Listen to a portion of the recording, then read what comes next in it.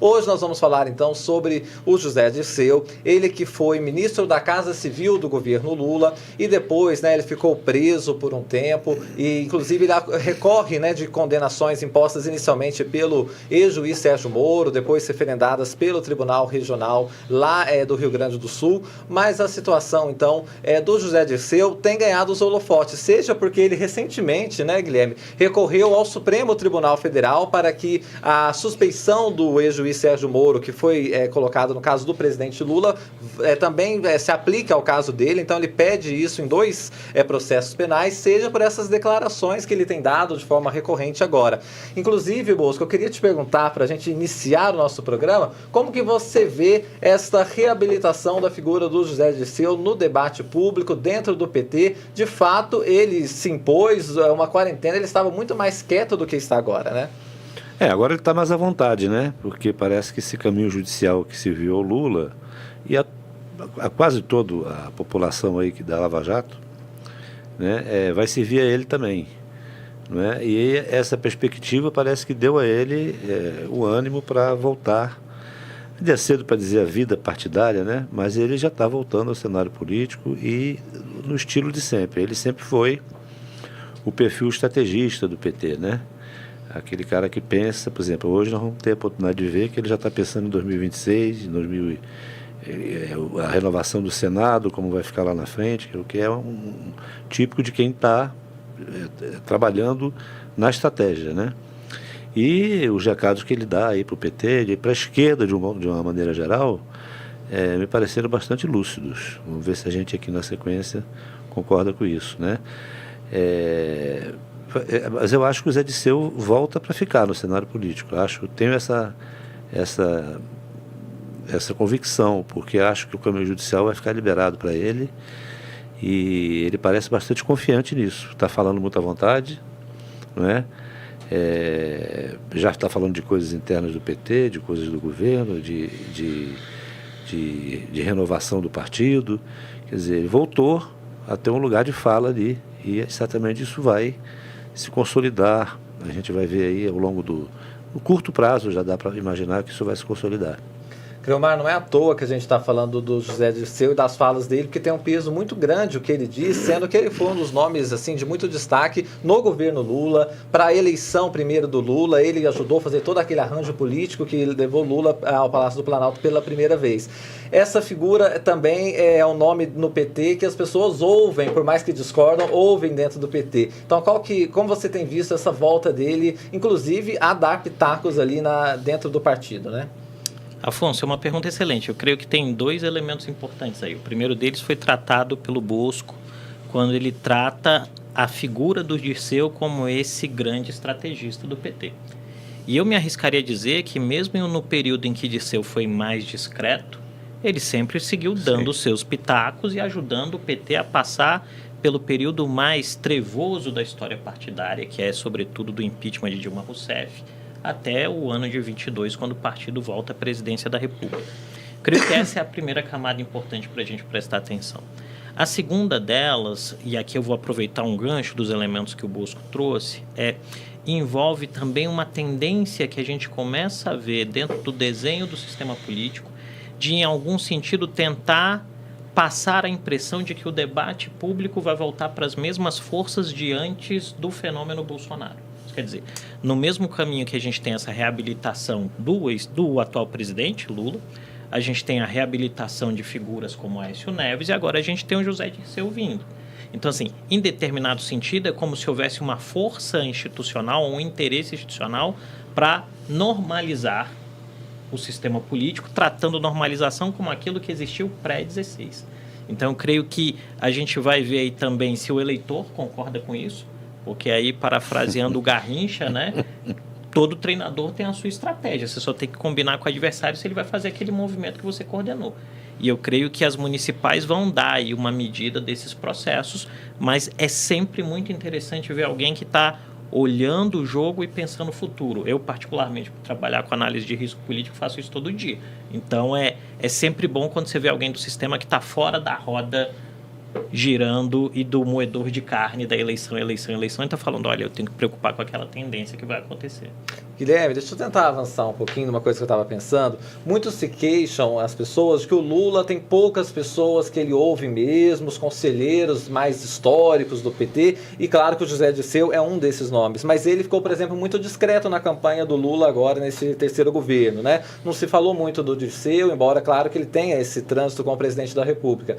Você acha que esse primeiro momento dele se envolvendo em questões do PT faz com que ele volte a ser um conselheiro mais próximo do Lula, ou o Lula quer esse distanciamento, até pelo que o Criomar disse, porque as pessoas também estão avaliando isso, né? Há essa reabilitação do José Dirceu, mas muita gente associa ele, inclusive, com a Operação Lava Jato e Mensalão e por aí vai, né?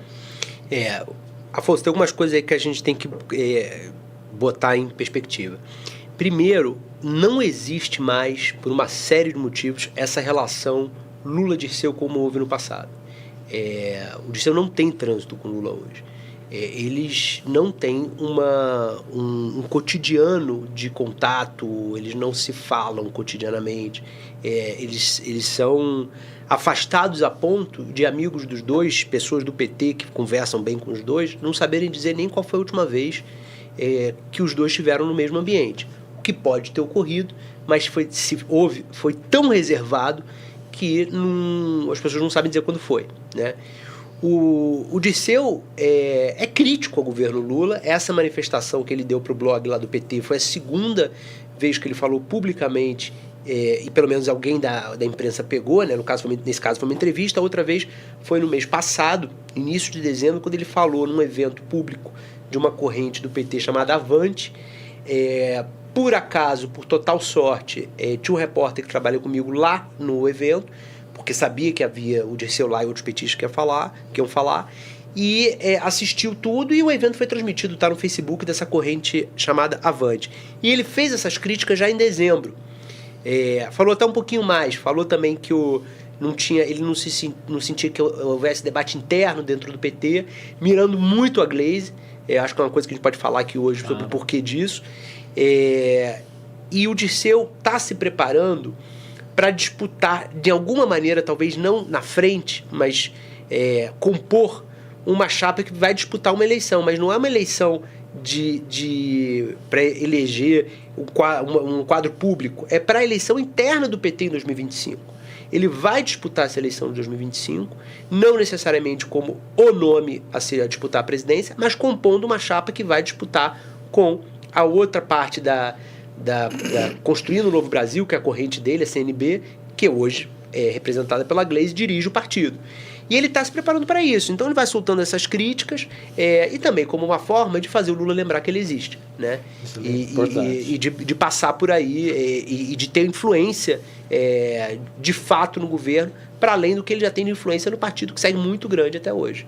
É muito interessante isso, porque quando a pessoa não fala, se esquece um pouco dela, né, claro. Bosco? Isso, enfim, muitas pessoas fazem isso como uma estratégia também de se colocar mais no debate público, né? E a história do Lula, em algum momento, eu não sei, acho que talvez eles voltem a um convívio, porque a história do Zé Dirceu tá semelhante à história do Lula, do ponto de vista do revés, né?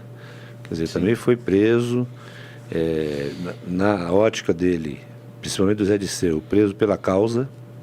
É muito também o sentimento do Genuíno, que até hoje o Genuíno não conseguiu sublimar isso, ao contrário, ele recalcou, né?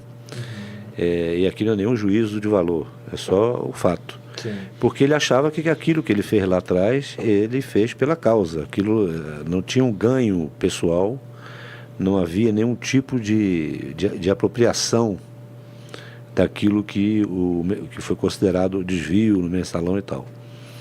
Então o Zé Dirceu, de certa forma, ele foi imolado, ele foi para o sacrifício. Vocês lembram aquela famosa sessão lá da comissão, né, que estava o Roberto Jefferson, que foi quem denunciou o mensalão, e o Jefferson, em um certo momento na sessão, porque o Lula vinha segurando o Zé Dirceu, e o Jefferson então fala alto na comissão: olha, sai daí, Zé. Zé. Porque eu sei que você fez, né? Senão isso vai pegar no presidente. Quer dizer, ali era uma ameaça. Se você não sair, eu vou para cima do Lula, né? Porque toda a interlocução da crise, do conflito que deu entre Jefferson e PT foi com o Zé Dirceu. E é a quem o Jefferson sempre atribuiu aquilo que ele considerou um golpe, uma puxada de tapete no PTB, né? Porque havia o acordo e o PT começou a cumprir esse acordo de forma individual com os parlamentares do PTB, excluindo o presidente, quer dizer, visivelmente tentando tirar a liderança do Jefferson. Pelo menos na visão do Jefferson era isso. Então você vê que o Lula teve que tirar o Zé Disseu. Não tinha como não tirar depois daquela sessão da comissão. Então o Zé foi imolado ali, né? Então eu acho que a história de ambos, né, em algum momento, o Lula, que visivelmente tem sido muito, tem dado todos os sinais que está trazendo para perto dele aqueles que foram solidários a ele, que o visitaram na prisão, que estiveram o tempo todo com ele, né? Porque o Lula hoje também é outro diante do PT. Ele mantém a força dele, a liderança, mas ele já não tem aquele convívio como tinha antes, de sair, fazer uma boemia política, fazer reuniões. A coisa agora é mais sóbria, muito em função da saúde, evidentemente, está bem mais velho hoje, mas muito também em função dessa nova postura dele. Então eu acho que em algum momento o Zé Disseu acho que eles vão ter aí um momento de reatamento, vamos dizer assim, né? Não houve uma ruptura, mas houve um distanciamento, né? Como disse o Guilherme.